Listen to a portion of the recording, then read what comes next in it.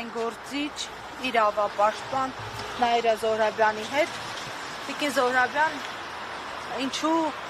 նորից Վազգեն Սաղաթելյանն ու Նարեկ Սամսոնյանը եւ արդյոք այդ հայտարարություններում դուք տեսել եք սպառնալիք, վիրավորանք եւ այլն։ Տեսեք, ակնհայտ է, որ հատկապես երրորդ նախագահի 7 ժամանոց ոդքասթից հետո ես տպավորություն ունեի, որ ապտեկաներում վալերիանկաները եւ կարվալոլները պակասել են, որտեղ ինչ-որ սենց պերմանենտ ցնցակատված էր, էլի, քաղաքական իշխանական դաշտում, ցավոք սրտի ոչ միայն իշխանական դաշտում, որտեղ մենք տեսանք, որ այդ ոդքասթից հետո ինչ-որ չեն հանգստանում, ինչ-որ սրտի տարբեր կծկումներ են ունենում նաեւ տարբեր ընդդիմադիր բևեռներ եւս, եւ ինձ համար ակնհայտ էր, որ շատ մեծ լսարանն են հավաքում տղաները եւ շատ տեսանելի էր, որ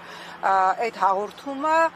դառնում է քաղաքական կարևոր գործոն, որովհետև հանրային մեծ լսարան այլևս ունի եւ ես մեկ րոպե անգամ չեմ կասկածել, որ ինչ որ մի պահի, բայց ես իհարկե մտածում էի, որ այս իշխանությունը դա կանի ընտրական փուլից առաջ, բայց ինչպես ասում են, կլիենտի նյարդերը տեղի տվեցին եւ բնականաբար Ալեն Սիմոնյանին ասեցին, որ բողոքի, որ իրեն սպառնացել են։ Ես չգիտեմ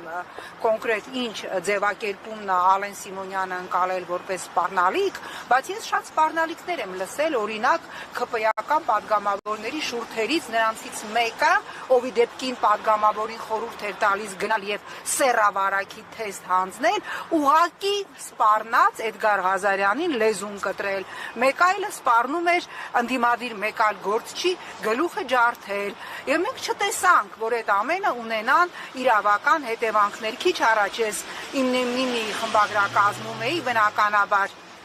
ինձ թողեցին ներս մտնել, որովհետև ասեցին իրավապահները, որ այնտեղ քննչական գործողություններ են իրականացնում, մենք տեղեկացանք, որ ամբողջ տեխնիկան, այդ թվում շտատիվները հավաքել են, պիտի արգրավեն, ինչի համար է սա արվում, հիշում եք, որ տղաներին նախորդ անգամ խուլիգանության հոդվածով կալանավորել էին, մենք ընկերներով, հանրային քաղաքական դեմքերով, ռոտացիոն կարգով հաղորդումը վարում էինք, այս ամենը արվում է, որ այդ հնարավորությունն էլ չլինի, չնայած վստահեցնում եմ, մենք լուծումը կգտնենք, որտեղ ես մեկ րոպե անգամ չեմ կասկածում, որ ահա այստեղից մենք հիմա Երևան քաղաքի քննչական կոմիտեում ենք, ահա այստեղից տղաներին տանելու են դատարան եւ տալու են կալանքի սանկցիա։ Գիտեք,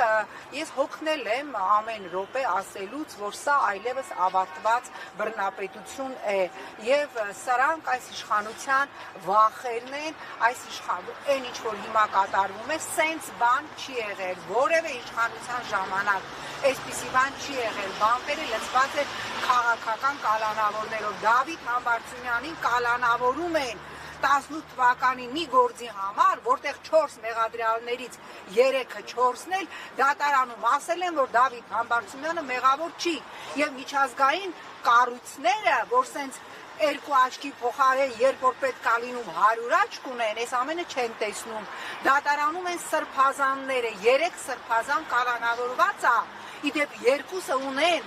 առողջական այնպիսի խնդիրներ, որոնք եւ Հայաստանի օրենսդրությամբ եւ միջազգային կոնվենցիաներով անհամատեղելի են կալանքը որպես խափանման միջոց ընտրելու հետ։ Հիմա ես այստեղից իջնելու եմ Բագրատ Սրբազանի եւ 18 արդարների դատին։ Կինա կալանավորված արդեն 4 ամիս Լիդիա Մանտաշյան, որից ավելի խաղաղասեր մարդ ես չեմ տեսել եւ մենք տեսնում ենք միջազգային հանրության լուր անտարբերությունը։ Ինչ են լռում։ Շատ պարզ, ես ասել եմ եւ ես չեմ հոգնելու դա ասել, իրենք ասում են off record տարբերակով, ասում են, որ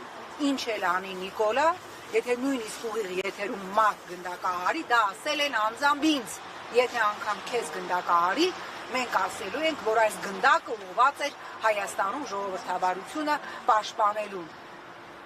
Իրենք ասում են շատ բաց տեքստով, Նիկոլ Փաշինյանային կատարյալ գործիքն է, որով մենք լուծում ենք մեր աշխարհաքաղաքական խնդիրները այդ տարածաշրջանում ընդդեմ Ռուսաստանի ցավոք սրտի այդ արանքում մենք տեսնում ենք, որ մսաղացի տակ են գնում իրենց հռչակած խոսքի ազատություն, մարդու իրավունք եւ այլն եւ այլն։ Մենք տեսնում ենք, չէ, ես հետևում եմ նույն երրորդ նախագահի դատավարությանը, վեկալել էր ինչ-որ, չգիտեմ, ասենք, արդեն հանգուցյալ վկան, հա, ցուցմունք է տվել ժամանակին առերեսման ժամանակ, որ թարգմանությունը սխալ է եղել, վերջ, դա բավարար էր այս գործերը ընդհանրապես վերացնելու համար, բայց մենք տեսնում ենք, որ այս իշխանությունը խնդիր է դրել ընտրական փուլից առաջ, մաքրել ողջ քաղաքական հանրային դաշտը, մաքրել ողջ լրատվական դաշտը եւ ջերմոցային պայմաններում փորձել ապահովել իր վերարտադրությունը։ Անկախություն։